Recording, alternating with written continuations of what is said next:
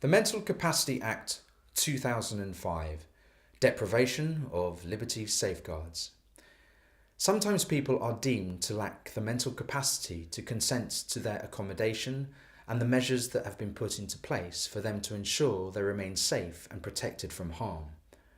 Often, these decisions can mean that the person's autonomy or freedom of movement need to be restricted in some way. Health and social care staff must consider and act on the following factors when planning care or treatment. 1. The person has been assessed as lacking the mental capacity to consent to their accommodation to enable them to receive care or treatment. 2. The care or treatment cannot be provided in a less restrictive way. 3. The care or treatment must be in line with the statutory best interest checklist. If as a consequence the person is not free to leave their accommodation and the person is subject to continuous supervision and control, then the person has been deprived of their liberty. The Deprivation of Liberty Safeguards provide legal protection for vulnerable people who are and who may become deprived of their liberty.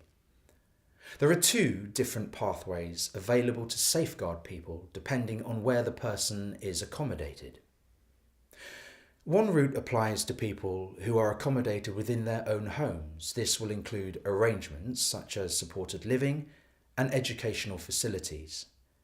An NHS body or the local authority has some level of responsibility for the arrangements that have the effect of depriving the person of their liberty, and they are aged 16 or over. Where this criteria is met, the local authority or the NHS body where the person is ordinarily resident is responsible for making an application to the Court of Protection to seek permission to lawfully deprive the person of their liberty.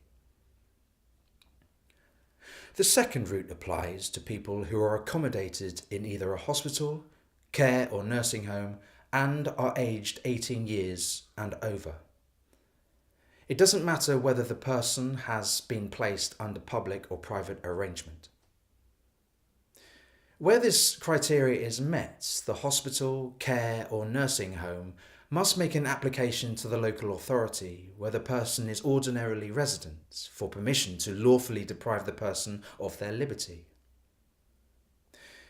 In either case, local authorities, NHS bodies, care and nursing homes will be responsible for ensuring that they have the right processes in place, such as policies and procedures to enable applications to be made and to be able to provide information about the process.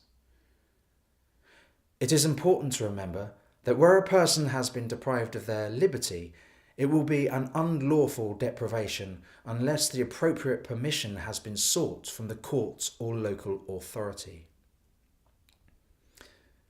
I know this sounds complicated, but if you're involved in this process, there will be someone to support you through it.